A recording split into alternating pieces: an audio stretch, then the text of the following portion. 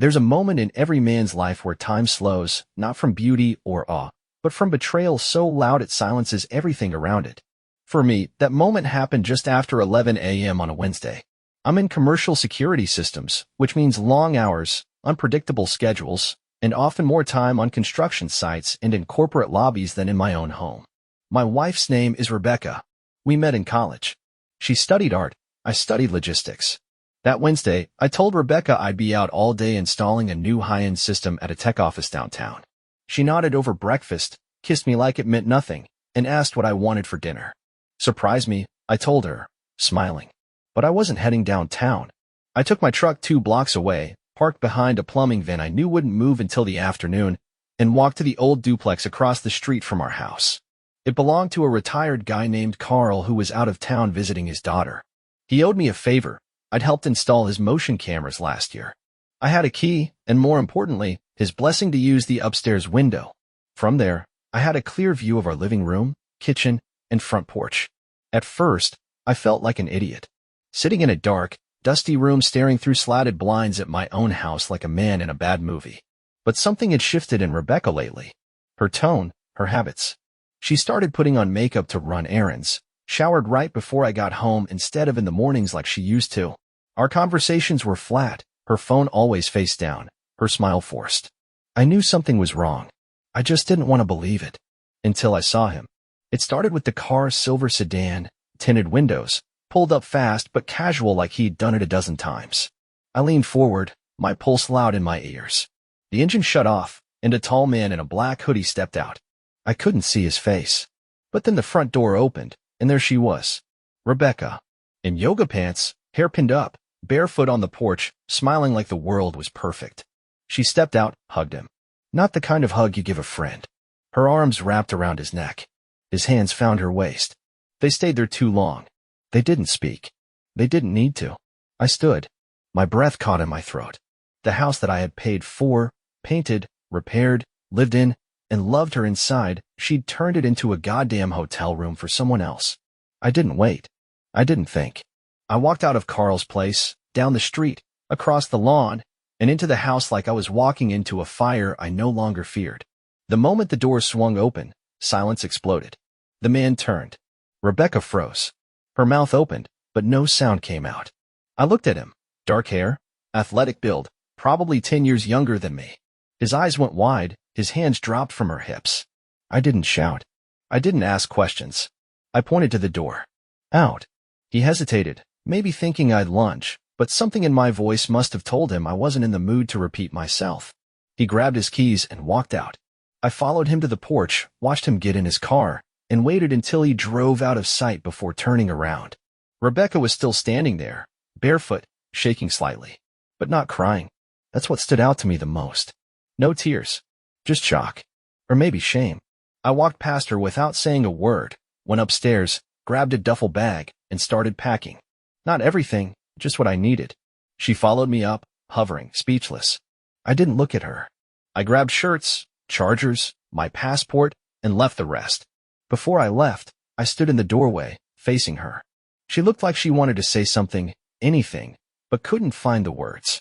I took out my ring and set it on the entry table, next to the old picture of us in New Orleans. Then I walked out. I didn't go far. Just far enough. Rented a furnished apartment on the other side of town under a friend's name and took a week off work. I told no one. No family. No friends. I wasn't interested in advice or sympathy.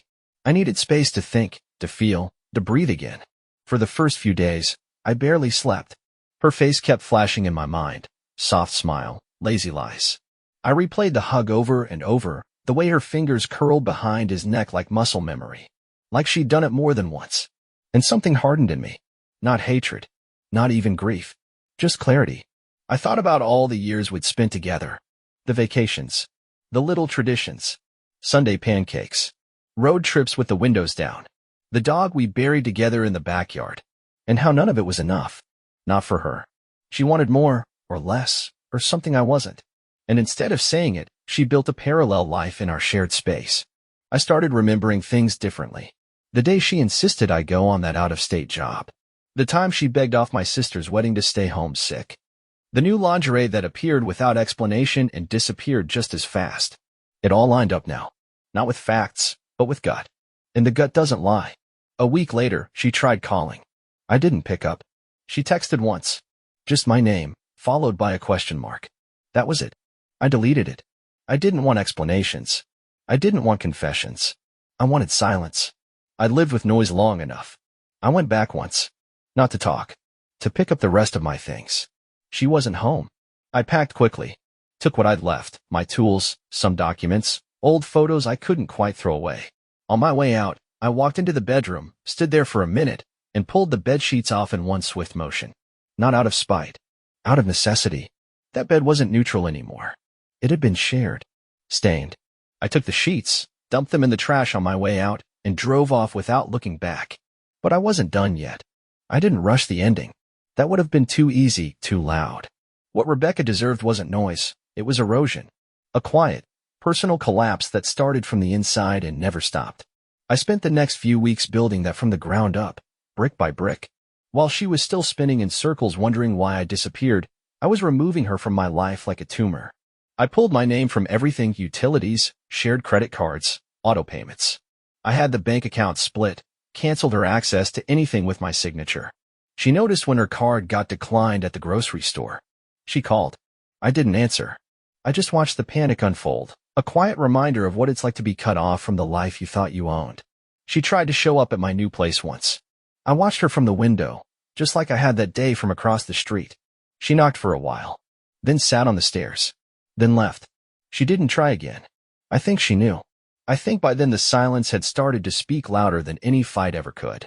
Her world started slipping faster than she could stop it. She was still trying to pretend, to friends, to her job, to whoever she thought would believe her, that we were working through things. But she didn't know I'd already spoken with my lawyer. The paperwork was nearly done. I didn't file out of rage. I filed because I wanted the final nail in quietly. I didn't want to scream at her or drag her through court. I wanted her to wake up one day and realize there was nothing left to salvage. That the man she betrayed had not only left, but erased her from the story entirely. When she was finally served, I imagine her face. I imagine the silence of the house she once ruled, the empty drawers, the cold side of the bed. I imagine her sitting in that kitchen, staring at the spot where I used to drink my coffee, and wondering how it all disappeared so fast. She ended up renting a small apartment near the edge of town. I knew because she tried forwarding a package there and forgot to remove me from the notification list. No more suburban bliss. No more garden she pretended to love. No more gallery walls full of prints we chose together. Her world had shrunk. Not out of punishment, but because when you choose secrecy, you choose solitude. I could have burned her life down publicly, but I didn't. I just let her sit inside it while it crumbled from the weight of her own decisions.